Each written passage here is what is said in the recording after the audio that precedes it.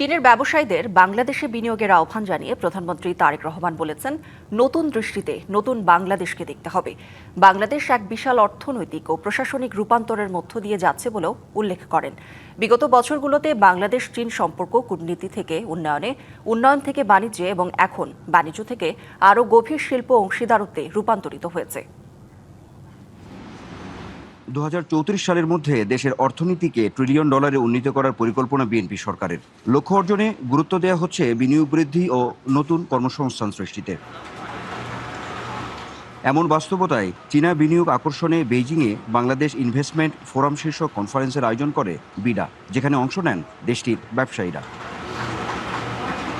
অনুষ্ঠানে বাংলাদেশে বিনিয়োগ সম্ভাবনার নানা দিক তুলে ধরেন প্রধানমন্ত্রী তারেক রহমান। প্রতিশ্রুতি দেন বিনিয়োগ বান্ধব পরিবেশ নিশ্চিতের। আপনারা বাংলাদেশে আসুন, বিনিয়োগ করুন। আমরা সমতার এক প্রকৃত অংশীদারিত্বে একসাথে সমৃদ্ধি লাভ করি। সরকার একটি নতুন লাইসেন্স অনুমোদন প্রক্রিয়া শুরু করতে যাচ্ছে, যার ফলে নতুন ব্যবসা প্রতিষ্ঠানগুলো 15 দিনের কম সময়ে বাংলাদেশে তাদের কার্যক্রম শুরু করতে পারবে। আমরা সম্প্রতি জাতীয় বাজেট ঘোষণা করেছি, যেখানে আমরা নবায়নযোগ্য জ্বালানি, ফার্মাসিউটিক্যালস, স্বাস্থ্যসেবা, ইলেকট্রনিক্স, ডিজিটাল পরিকাঠামো, কৃষি প্রক্রিয়াজাতকরণ এবং উন্নত বস্ত্রশিল্পের মতো আমাদের অগ্রাধিকার প্রাপ্ত খাতগুলোর জন্য খাতভিত্তিক প্রণোদনা ও নীতিগত সুবিধা ঘোষণা করছি। নগদ নিয়ে এলো হার না মানা হার অফার। সর্বনিম্ন 10,000 টাকা রেমিটেন্স নগদে পাঠালে থাকছে স্বর্ণের হার জেতার সুযোগ। তিনি বলেন, চীন বাংলাদেশ সম্পর্ক আস্থা আর বিশ্বাসের, তাই বেইজিংয়ের সাথে কাজ করতে আগ্রহী ঢাকা। আমরা চীনা বিনিয়োগকারীদের জন্য বিশেষায়িত শিল্প অবতরণ কেন্দ্র তৈরি করেছি, যার মধ্যে আনোয়ারায় চীনা অর্থনৈতিক ও শিল্পাঞ্চল এবং মংলায় একটি দ্বিতীয় অর্থনৈতিক অঞ্চল অন্তর্ভুক্ত।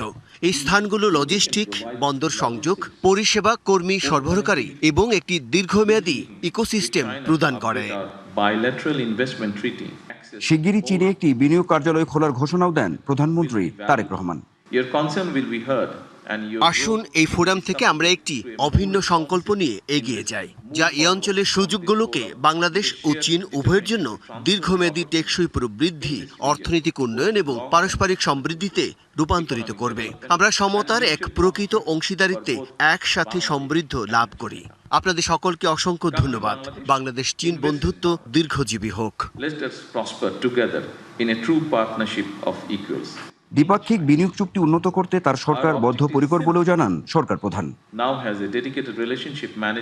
প্রধানমন্ত্রীর চীন সফরের অন্যতম প্রধান এজেন্ডা ছিল বিনিয়োগ, অর্থাৎ চীনা বিনিয়োগ দেশে আনা। তিনি তার বক্তব্যে বিনিয়োগ নিয়ে সকল বিষয়গুলো পরিষ্কার করেছেন। সংশ্লিষ্টরা বলছেন, তার বক্তব্য অনুযায়ী যদি বিনিয়োগের পরিবেশ সৃষ্টি করা যায়, তাহলে বাংলাদেশের অর্থনীতি এক বিস্ময়ের জায়গায় গিয়ে পৌঁছবে। Anwar Hossain, DBC news, Beijing, China.